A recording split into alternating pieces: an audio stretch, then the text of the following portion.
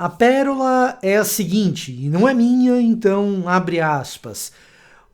A maioria dos mendigos tem a obrigação bíblica de passar fome. Fecha aspas. Seja bem-vindo a mais um episódio de Passagens Perigosas. Olá, eu sou o Victor Fontana, esse aqui é o meu canal, ele pode ser um pouco seu também. Para isso, basta que você se inscreva nesse canal, ative as notificações, compartilhe os vídeos, enfim, a gente tem vídeos de Bíblia de Teologia todos os dias aqui no canal. Se você não está inscrito, está perdendo, então inscreva-se.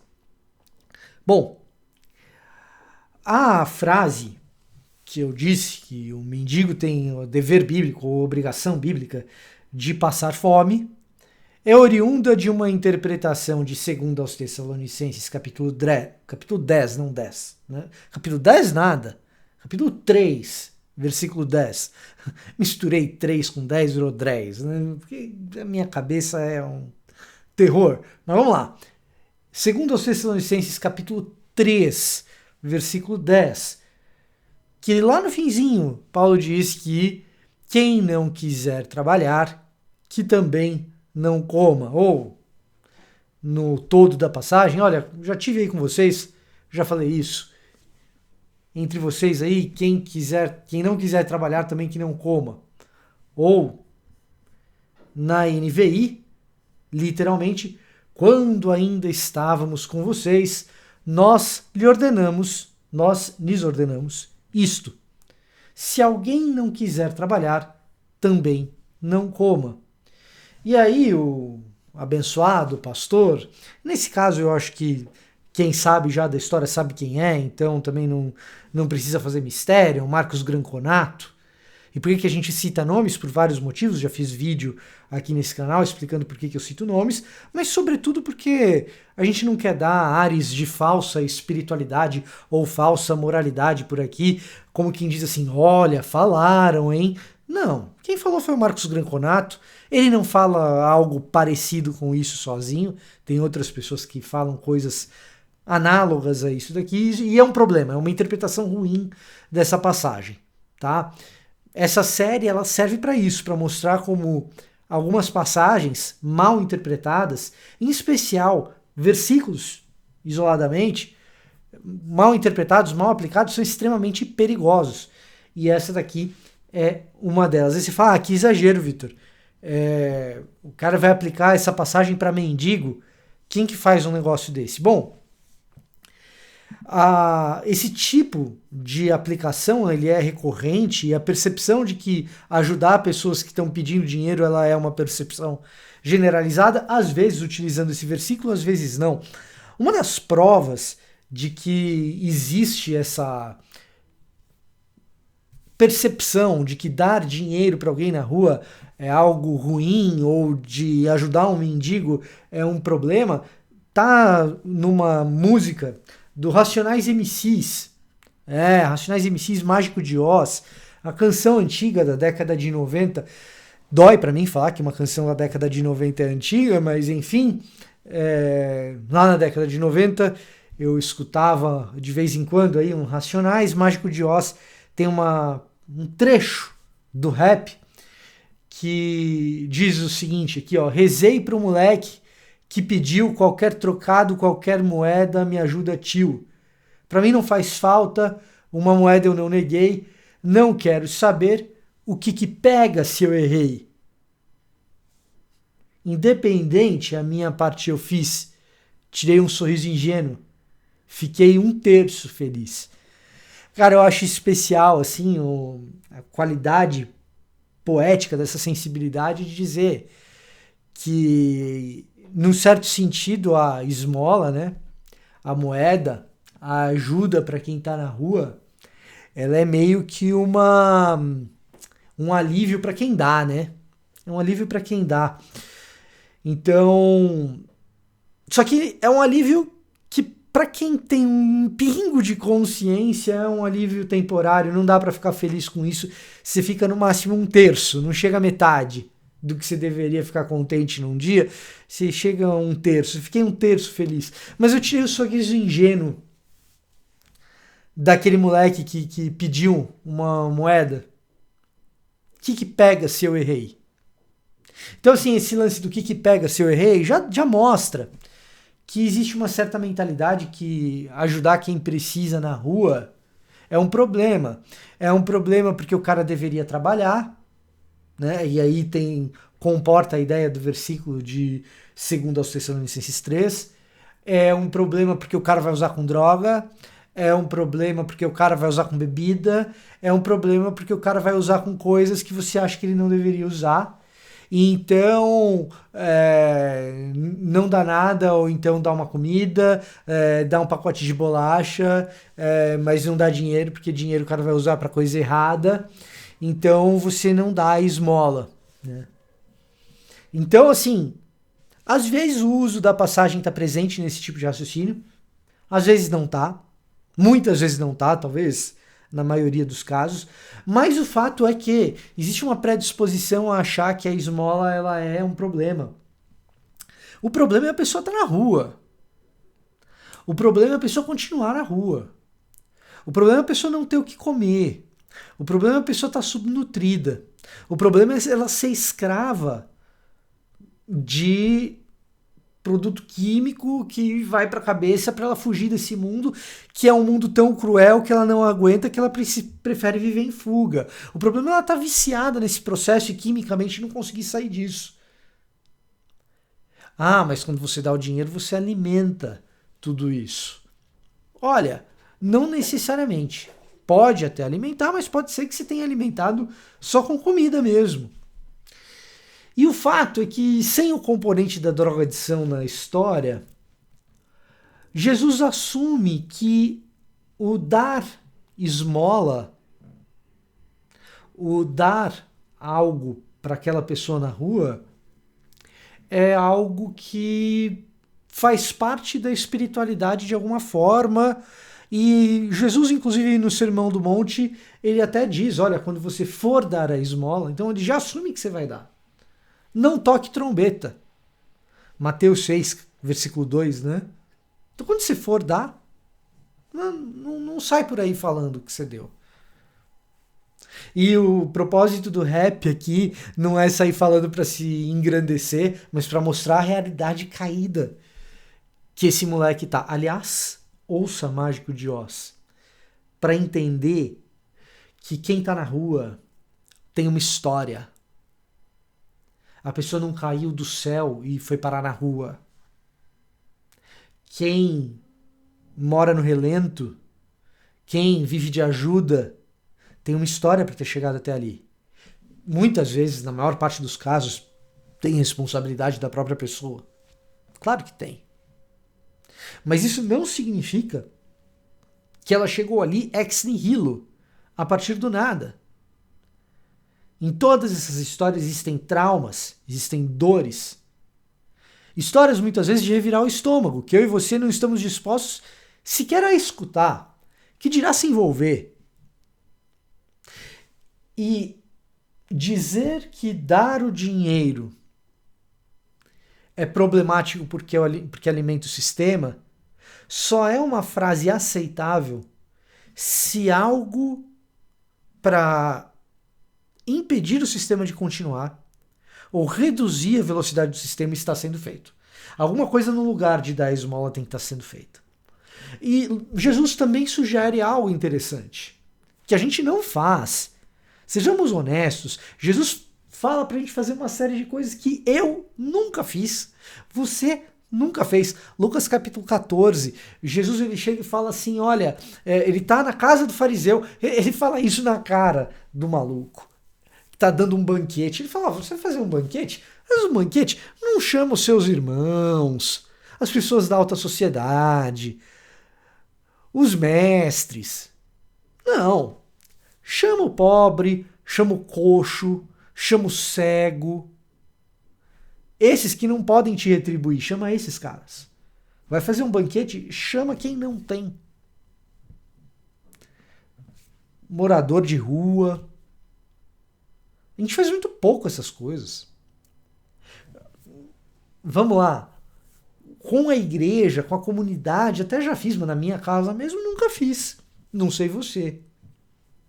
Talvez o nobre pastor que falou bobagem até tenha feito. Eu não estou julgando o cara aqui, estou julgando a frase que ele disse e o uso que ele está fazendo de uma determinada passagem bíblica, que é um uso horroroso, temerário e perigoso, como é o caso aqui dessa série. Aliás, você pode assistir os outros vídeos, tem coisas interessantes nos outros vídeos também, de como versículos isolados causam problemas. Mas o fato é que Jesus faz esse convite para não apenas dar de comer para esse pobre, para esse manco, para esse coxo. Não apenas dar de comer. Chamar o cara para um banquete na sua casa. Essa é a situação aí que Jesus está colocando. E aí você fala assim, poxa vida, tem essas passagens de Jesus, mas Paulo efetivamente diz que, como a gente leu, quando ainda estávamos com vocês, nós lhes ordenamos isto. Se alguém não quiser trabalhar, também não coma. Então, como que a gente faz com aquela pessoa, aquele morador de rua, que já teve propostas para sair da rua, não sai, e ofertas de trabalho e não trabalha? Bom, em primeiro lugar, a gente tem que saber a história da pessoa. Se realmente ela teve oferta para sair da rua ou de trabalho. Se isso é factual, se aconteceu, se não aconteceu. Na maior parte dos casos a gente não sabe. Para isso a gente tem que se envolver com a pessoa. Depois, ler a passagem é um tanto importante. E não só o versículo. Irmãos, e eu estou lendo aqui a partir do versículo 6. Em nome do nosso Senhor Jesus Cristo, nós lhes ordenamos que se afastem de todo irmão que vive ociosamente, e não conforme a tradição que vocês receberam de nós. Opa! Se afastem dos membros da congregação que estão sendo sanguessugas de vocês. Essa é a tônica da passagem. Mas tem que ler a passagem inteira. Aí quando eu falo de versículo isolado, que ficar decorando versículo por aí pode ser um problema, o pessoal me cancela lá no Twitter. Vai vendo. Pois vocês mesmos sabem como devem seguir o nosso exemplo. Veja só, você discipulou o mendigo lá? Você discipulou o mendigo? Porque nessa passagem existe um discipulado da parte de Paulo, no qual ele apela para o próprio exemplo dele. Olha, porque vocês sabem como devem seguir o nosso exemplo. Para que os irmãos de Tessalônica saibam como devem seguir o exemplo de Paulo, precisou acontecer antes disso discipulado da parte de Paulo em relação a esses irmãos. Então você foi lá discipular um mendigo? Porque não vivemos ociosamente enquanto estivemos com vocês. Paulo diz, Paulo faz. Nem comemos coisa alguma à custa de ninguém. Então tem uns caras ali que se encostaram, então comendo às custas dos outros, e na desculpa de que, pô, a igreja ajuda e tal, né? Ao contrário, trabalhamos arduamente e com fadiga dia e noite para não sermos pesados a nenhum de vocês. Possivelmente a igreja de Tessalônica gostaria de ter sustentado Paulo por ser um pregador da palavra. Paulo preferiu trabalhar. Eu me pergunto se os pastores que usam essa passagem para reprimir mendigo, se são bivocacionados. Se trabalham para não serem pesados às suas comunidades. Olha, eu acredito em pastor sustentado em tempo integral, tá? Eu acredito que o cara que celebra casamento, que celebra batismo, que sai de casa de madrugada para ir no hospital para atender uma pessoa que ninguém pode ir naquele hospital naquela hora, que faz culto fúnebre, poxa vida, pessoa da comunidade local ali faleceu, 3 horas da tarde da quarta-feira é o sepultamento. Pô, Se o pastor é bivocacionado, dificilmente ele vai ter as 3 horas da tarde para estar ali com a família e tal. Eu sou a favor do pastor sustentado em tempo integral, em grande parte dos casos. Agora, o que a gente sabe de gente que vive encostado no ministério também não está no gibi. Que não faz nada dessas coisas que eu acabei de falar, parece... Bom, enfim. E vive tempo integral do ministério. Não está no gibi. Então, para quem que é essa passagem aqui? No contexto atual.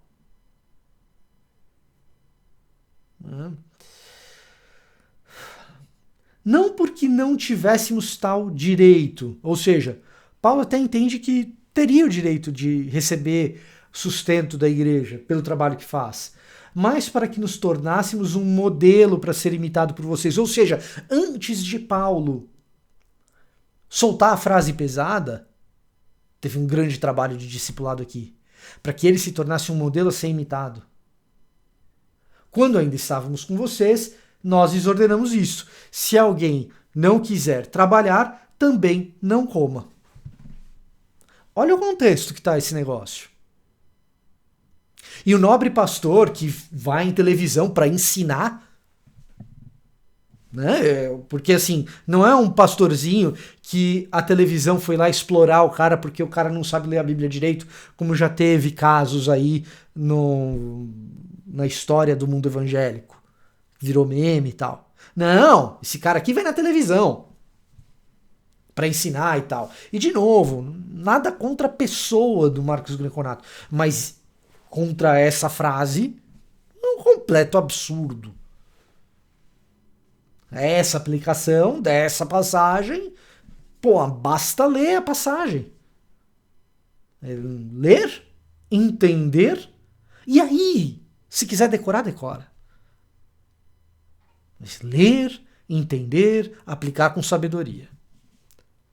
Então parece que tem uma turma que está usando aí passagens como armamento, no sentido figurado da coisa, para disseminar um determinado tipo de ideologia. Não tem nada a ver com o texto bíblico aqui.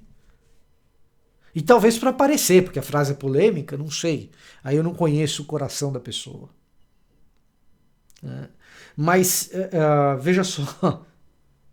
E aí sem nenhum trocadilho com o programa que o cara gosta de ir, né? A passagem é muito clara. Mais clara que isso é ainda a sequência, quando Paulo localiza a passagem. Ele diz o porquê que ele está falando essas coisas. Ele fala, pois ouvimos que alguns de vocês, não é o mendigo da cidade de vocês, não é o coxo, não é o leproso, não é uma pessoa que está sofrendo e que não é cristã. Não, ouvimos que alguns de vocês estão ansiosos, não trabalham, mas andam se intrometendo na vida alheia. Qual que é o problema? O problema é a gente da igreja que não está trabalhando. Então, passagem perigosa aqui. Passagem perigosa pra caramba. Não bastasse a exegese da passagem, ainda existe aquela velha história de assim, bom, você está inovando na teologia? Cuidado, pensa bem. E essa raiva toda de mendigo e de esmola é coisa recente na história da igreja, tá? Então, assim, a história da igreja, ela sempre tá certa, a igreja sempre fez a coisa certa? Não.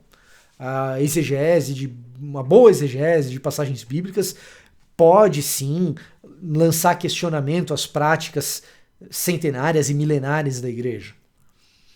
Agora, quando eu vou colocar em xeque uma prática que parece caridosa, parece boa, parece amorosa, que tem uma série de passagens que a incentiva, e além disso, a tradição da igreja atesta que a igreja fez isso ao longo dos séculos, cara, eu tenho que ser muito cuidadoso.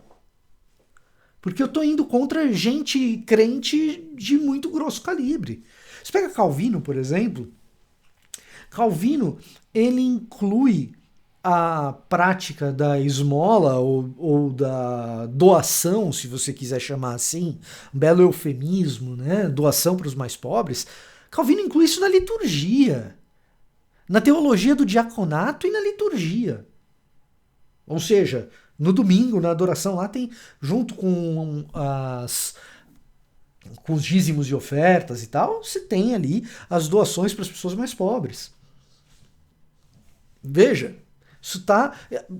Calvino, mencionei Calvino, mas extremamente comum nas igrejas reformadas, ou nas igrejas protestantes, se você quiser, no século XVI, século XVII, um negócio que na igreja católica tem também. A história de difícil averiguação, mas comum, de Nicolau, que virou Papai Noel, que tem a ver com essas coisas assim também. Né? Então, a história da igreja também é recheada desse tipo de passagem. Aliás, do ponto de vista litúrgico, tirar a doação aos pobres é a exceção e não a regra. A igreja ortodoxa oriental, né, já não tem isso na liturgia, mas tem em uma série de outras instâncias. Então, assim, veja só, é abundante a prática de ajuda ao pobre e ao necessitado na história da igreja, na boca de Jesus, no Antigo Testamento, as passagens bíblicas do Antigo Testamento que se preocupam com isso também, e mesmo Paulo, na sua maior polêmica, aqui a gente está lendo a carta de Paulo aos Tessalonicenses, né? Mas mesmo Paulo, na sua maior polêmica, quando ele tem a sua divergência com Tiago e os da parte de Tiago, a respeito da inclusão dos gentios, se deve ter circuncisão, se não teve, se não deve. A orientação de Jerusalém para Paulo, que Paulo acata, é: pregue aos gentios, mas lembre-se dos pobres, coisa que Paulo sempre fez, inclusive instituindo a prática da coleta entre os gentios para ajudar a igreja em Jerusalém. Então, assim, olha, a fartura do Novo Testamento em relação a esse tipo de coisa, a fartura da Bíblia hebraica em relação a esse tipo de coisa, a fartura da história do cristianismo em relação a esse tipo de coisa, assim, é de uma abundância tremenda. Não dá para não ajudar quem está precisando, porque a gente não conhece a história de quem está precisando. O bom samaritano não conhecia a história daquele homem que foi atacado pelos mendigos, não, pelos bandidos. Coitados dos mendigos, estão sofrendo de novo na minha mão aqui. Não, pelos bandidos. Mágico de Oz, do Racionais MCs, faz um sample em cima de uma melodia que é de uma música do Isley Brothers, da década de 70. A música se chama It's Too Late. É tarde demais. A gente ajuda quem está em condição de necessidade extrema, porque amanhã pode ser tarde demais. Deus te abençoe, esse era o recado que eu tinha para hoje. Eu vou ficando por aqui. Até a próxima.